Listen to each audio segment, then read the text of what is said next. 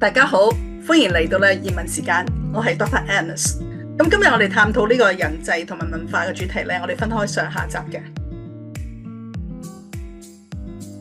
今日呢，有我嘅好朋友啦，我哋嘅Pastor Jason 喺當中。Hello Agnes 你好。Hi Pastor Jason 你好，好開心有你喺度。因為你喺度呢，今日我唔需要答問題，我今日就做翻一個主持人啊，所以呢個都係個新嘅嘗試，咁所以好多謝你。咁介紹下咧，羅傳道啦，佢係加拿大溫哥華列治文基督教眾恩堂嘅堂主任。咁咧佢咧其實當然係香港出世啦。咁然之後咧22年咧，成個家庭就移民咗加拿大溫哥華。佢同佢太太有2個仔1個女，得閒咧就落廚煮飯。咁然後咧喺廚房度咧就反省人生信仰嚇，力求貼地。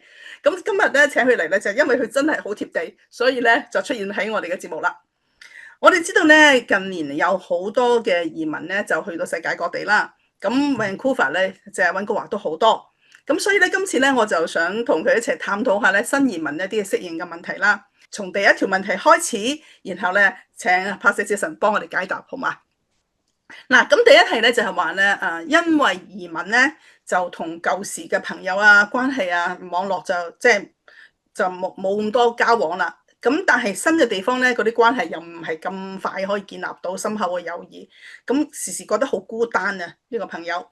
咁作為一個新移民咧，佢想知道有冇咩 tips 咧，可以幫佢適應呢一種孤單嘅情緒，同埋喺社交上面咧，其實佢點樣克服咧佢所遇到嘅即係好多嘅一種嘅困難。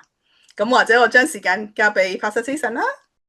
好啊，多謝 Agnes 啊！我又唔敢講話我好識得去解答呢啲嘅題目，不過其實都係好似都好 echo 到和應到自己內心嘅曾經出現過嘅呢啲嘅掙扎，或者我今日仍然都喺度思考緊嘅呢個課題啊，咁樣。係，大家一齊思考，一齊傾偈下。係啦，係啦。我哋呢個節目其實好即係應該話係一個好輕鬆嘅題目嚟嘅，即係大家傾下偈，分享下一啲我哋嘅睇法啫嚇。係啦，咁咧就講到人際關係呢個網絡呢個事情咧。我近來就讀一首詩啦，都好講到我哋呢啲新移民嘅嗰種嘅感受啊。係。首詩咧叫做 Diaspora Blue， 咁啊翻譯咧就叫做離散者嘅鬱悶啦咁樣啊。係由一位尼日利亞籍嘅詩人叫做好難讀佢個名啊 Ijoma， 佢個姓我就讀唔到啦 Ijoma。咁呢首詩係講乜嘢咧？我就翻譯咗做中文，好短嘅啫。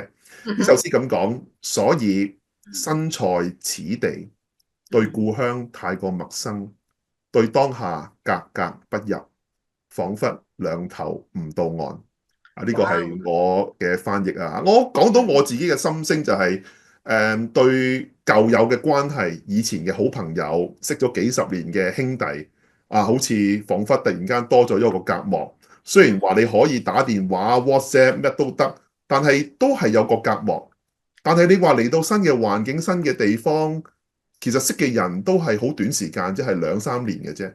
即係係有一種格格不入嘅嗰種感覺，彷彿自己好似成為咗個夾心人，兩頭都唔到岸。我唔係即係我係香港嚟㗎啦，我嚟到溫哥華住，我唔係香港人，我亦都唔係溫哥華人，我係邊個呢？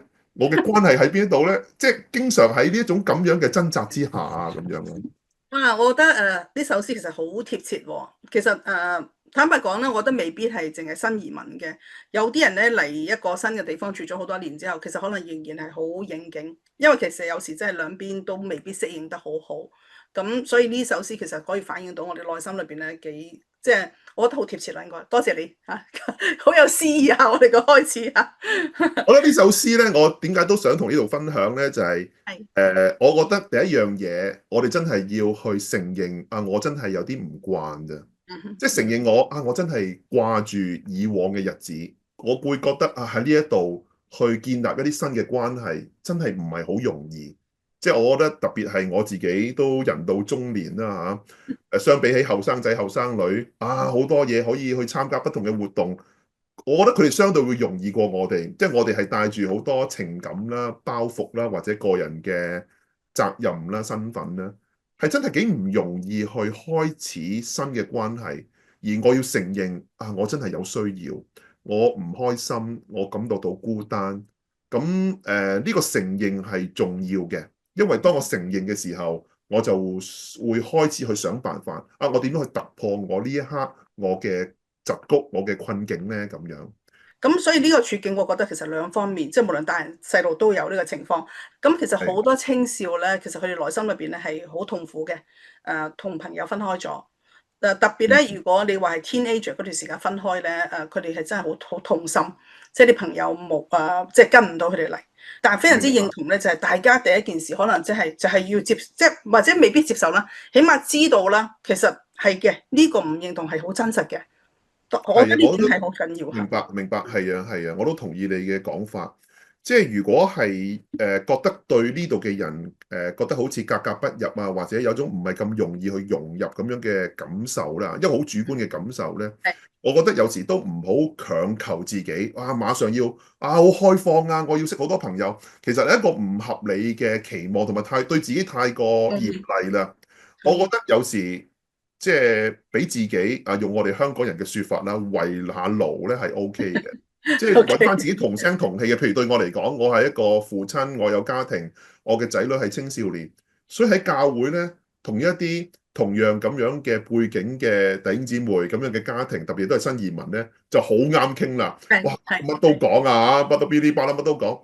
我覺得，咦，你係咪圍爐取暖啊？喺度，喂，唔係喎，我真係需要呢一刻喺一個同類嘅關係上面去揾到一種歸屬感、安全感同埋愛與被愛嘅感覺咁樣。我覺得唔好對自己太過嚴厲，嘗試咁樣慢慢開始啲新嘅關係咯。如果有朋友係一齊差唔多時間入嚟咧，其實大家可以一齊幫助啦，一齊認同啦，或者分享一啲資源啦。其實我覺得呢個係應該係好感恩，能夠揾到咁樣嘅同路人啊。係冇錯冇錯冇錯。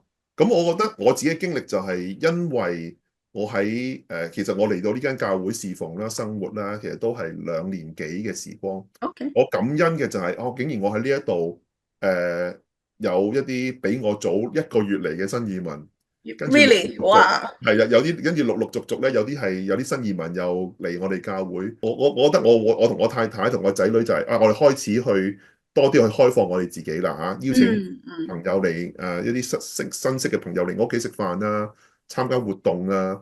特別咧，我哋溫哥華人咧喺夏天咧就好中意去行山嘅咁樣。哦。我太太其實係唔中意行山嘅，Uh-huh。但係我哋就好珍惜一齊行山，就同一啲朋友傾偈，一度行一路傾，哇，好暢快，好舒服。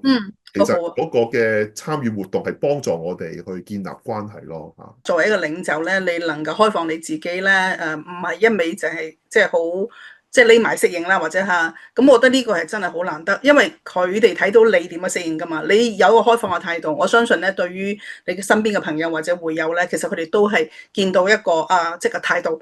同時人係互相感染嘅，即係如果你係好開放咧，或者即係好耐啲弟兄姊妹或者朋友係好支持嘅，咁一種好開放嘅態度，其他人都會受感染。其實我覺得無論係新朋友好，或者係舊朋友咧，有一種開放、一種接納嘅態度咧，對於新移民嚟講係一個好大嘅祝福咯。係啊，冇錯，係啊嚇。即係喺一個認識新朋友嘅過程咧，我絕對唔能夠講話一帆風順好順利啊咁樣，因為即使譬如我教會係一間以華人為主嘅教會，大家都係以廣東話，咁但係即使語文相同，但唔代表我哋嘅背後嘅價值觀啊諗法係一樣嘅，所以其實係需要時間去慢慢去建立一份可信任或者穩陣嘅友誼。即係我覺得我自己不斷都提醒我自己，就係我唔能夠將我舊友識咗20年、30年嘅好兄弟嚟同呢度嘅弟兄去做比較，係唔合理嘅。我以前我識咗30年，呢個我識咗佢3個月，點能夠去比較呢？咁樣係唔合理嘅。咁但係我覺得要放低呢一種比較嘅心態或者經常以前係咁樣嘅，點解呢度唔係咁樣㗎？點解你係咁樣互動㗎？咁樣。我覺得就唔好比較，而係反而就係不如欣賞下呢度嘅人，咁樣相處，或者呢啲嘅新移民嘅家庭係咁樣掙扎，又或者呢啲老華僑，我哋溫哥華人興講嘅老華僑，呢啲老華僑原來過去嗰30年係經歷過走過呢條路，係值得俾我哋借鏡個噃咁樣，咁唔好比較，而係去嘗試去學啦，明白人哋諗啲乜嘢咯，咁樣啊。唔比較咧，我覺得呢一個咧，其實需要好多嘅點講咧，係需要好多嘅警醒啊！因為人咧嚟到咧，好多時會比較。你記得咧，我記得初初我自己去美國嘅時候咧，成日都要換錢噶嘛，即係幾多係港幣啊，幾多係美金啊。咁依家調翻轉我去香港嘅時候，我又換翻轉頭啦。喂，呢度係幾多美金啊？邊度抵啲啊？我而家去Vancouver 啦，係啦，成日喺度計啦。啲人同我講話，你哋嗰邊嘢好貴㗎，我哋呢邊嘢好平嘅咁。即係感受到咧，其實嗰個兌換咧、適應咧係需要時間嘅。咁但係咧，其實背後亦都講咗咧，就係話我哋好珍惜我哋嘅資源。我哋希望慳錢。咁或者喺生活當中咧，要去建立一種咧，俾人幫助，其實唔容易嘅。因為你嚟到本土咧，即係你人哋要幫你啦。你如果以前都喺一啲比較上或者高位啲，或者你覺得你自己係一個好尊貴嘅身份啦嚇，即係或者甚至或者一個好穩定嘅身份都好啦。突然間咧，你去到乜都唔識，你要人幫，或者語言又唔得，係買餸又要問人哋，或者冇車又要揾人幫。咁成件過程咧，接受人哋嘅幫助，其實係要適應嗰種接受幫助嗰下，其實好辛苦嘅，即係 give and take。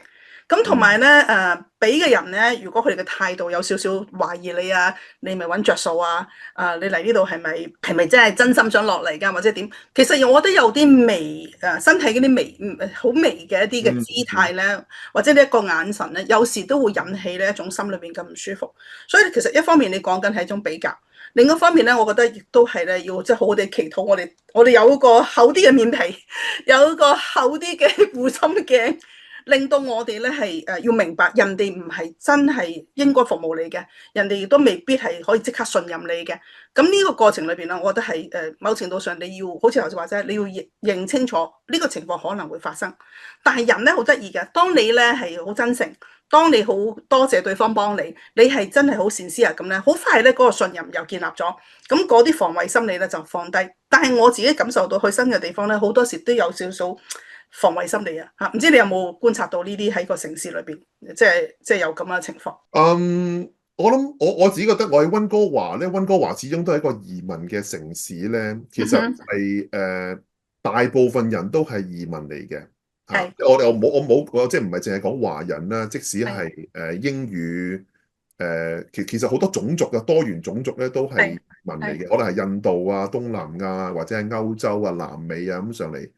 大家似乎都係會明白對方，大家都係新移民嚟嘅啫，大家都喺度好努力咁樣去過自己嘅生活啊，去建立自己嘅事情啊咁樣。咁有時就會我哋會懂得就係人與人之間係有界線嘅，即係有啲説話嗰個係我嘅文化係 OK，但係咧唔代表佢嘅文化係咁樣 interpret 我嘅説話嘅喎。我要刻意地係去改變自己嘅語調啊、語文啊、説話嘅方式啊、做事嘅方式啊，有時可能會專登講多兩句，respect 尊重嘅、appreciate 嘅、欣賞嘅咁樣，即係防止有啲不必要嘅誤解同埋嫌隙出現咯咁樣。你咁講嘅時候，其實咧我覺得其實有一個比較單一嘅文化咧，進入一個多元文化，其實好多適應嘅。我仲記得咧，以前我嚟美國讀書嘅時候咧，我最得意嘅，即係最深刻嘅一個經歷就係我同人打招呼。咁咧，佢哋通常 How are you 啊？咁你咪想繼續講啊咁樣。原來敲完之後就走咗去噶啦咁。佢冇下文嘅，佢冇其他人再同你講。咁後來我發覺，原來佢哋好多親切嘅問候咧，其實都係文化嘅一種，就係佢代表佢對你一種嘅即係熱誠嘅啫。但係咧，佢其實未必再想聽你講你點樣去生活，或者你真係點樣樣。咁後來我就覺得，原來呢個係個禮貌嚟嘅啫。咁我就學去適應咧，即係呢一個係一種嘅即係喺個溝通方式咯。但最初嘅時候我都會覺得咁，喂，好似有啲假喎，即係點解會咁講嘢嘅？係咪真係想問候我？唔係你咪講啦咁樣。咁但係我發覺原來每個人講嘢嘅態度咧，其實都係受佢文化嘅影響。咁但係我唔可以用我哋對呢句説話嘅理解咧去 judge 佢咯。咁所以其實我都係即係喺度適應，即係呢啲好少嘅事嚟嘅啫嘛。但係咧，其實呢啲好少事，有時就係對於一個新移民嚟講，可能或者新人嚟講啦，會感受到因為我哋可能好想去融入啊嘛。咁其實某程度就係同時係融入，同時都係學習咯。係啊，即係我即係講到 How are you 咧，其實就好似我哋廣東話咧，就係得閒飲茶，其實真係唔係要你飲茶嘅，呢句説話。你覺得啱。你起初如果我知道係咁，我就冇咁傻，真係。但我覺得亦都係要調整我哋對人嘅期望咧，期望啊，即係冇必要對對方有太大嘅期望啊！我即係唔係話有啲好悲觀啊，你當人哋唔係好人，唔係，而係可能對方都有好難言之處嘅，可能對方都有忙碌啊，或者佢呢一下心情唔好啊，或者佢都面對緊啲好大嘅艱難。咁有時互相大家留有一個空間。我覺得唔好 overthink 嘅，你諗得太多嘢啊！佢咁樣回應我係咪即係佢冇禮貌啊？佢唔中意我，我做錯啲咩得罪佢？可能唔一定㗎，可能係純粹係個文化上面有差異，又或者當事人琴晚瞓得唔好，咁所以咪掘少少咯，可能係咁樣嘅咋嚇。我覺得真係要有一種嘅空間咧去觀察，然後咧然後可能了解下咧，或者呢一個咁樣嘅處理，你係有個當地嘅一啲嘅特色，所以其實俾時間去觀察，我覺得係緊要嘅。咁但係因為有時我哋即係或者喺嗰刻裏面你好多需要啦，咁你亦都期望人哋幫你。咁但係我想講就話，你可能有好多個人同時，如果你都喺一個新嘅地方嘅時候咧，其實可能一個人咧，佢已經係要回應緊好多唔同人嘅需要，佢亦都未必咧可以咁樣承擔咯嚇。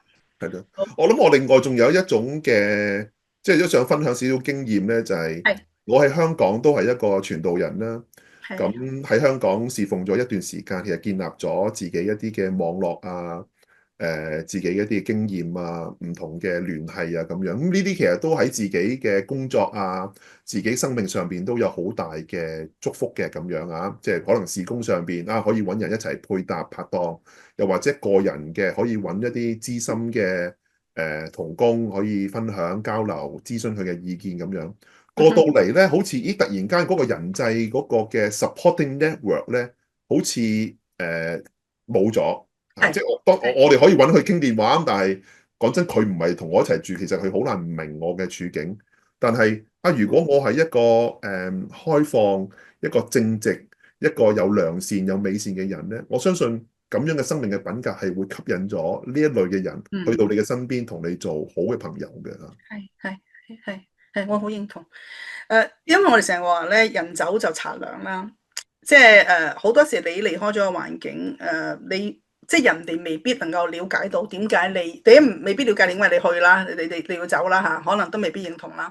咁然之後咧，再要去聯繫咧，有時好多人都會話啊個失落感，即係以前好好嘅，依家咧因為地理啊，幾年後咧個關係慢慢就淡。咁但係咧，你去到新嘅地方咧，你要重新建立咧，即係正如頭先嗰個問嗰人就話啦，其實唔係咁容易建立深厚嘅感情。但頭先你講到一點就話，你係咩人？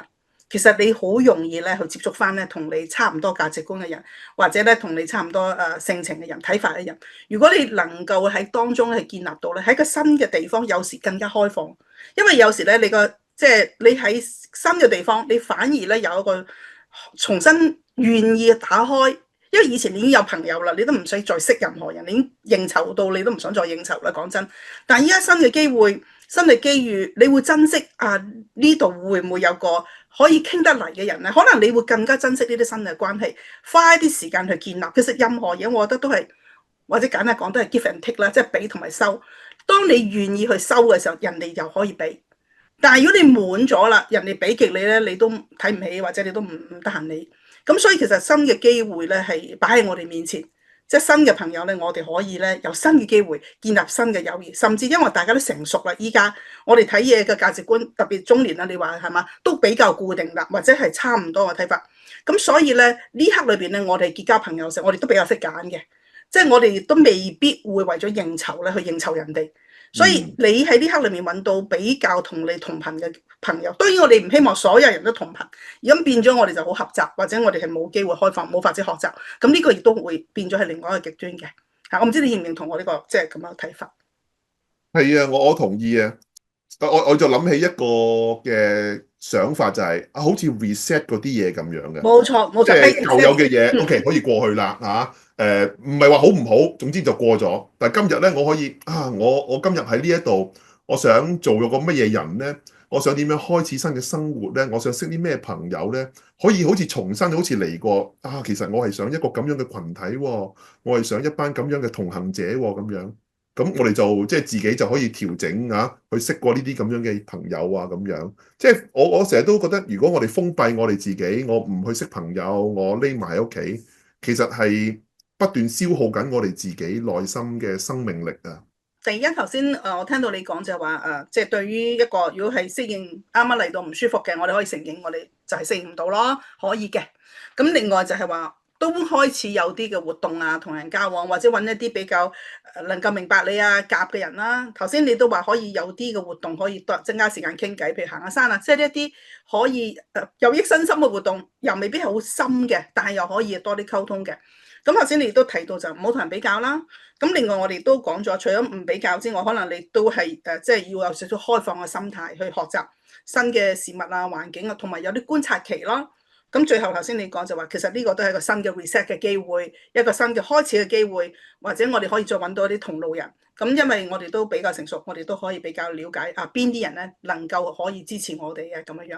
咁但係對於一啲或者冇能力去俾一啲幫助我哋嘅人，其實我哋都係需要有一種開放嘅態度，唔可以即係諗得太多啦，即係要求人哋太多啦。因為其實每一個人都有自己嘅生活，我哋都尊重人哋嘅限制咯。我想請咧 Pastor 咧嚟幫我哋分享一段嘅經文嚟到鼓勵我哋。好啊，我今日咧想同大家分享咧係箴言第17章第17節，我讀俾大家聽啊。朋友乃時常親愛，弟兄為患難而生。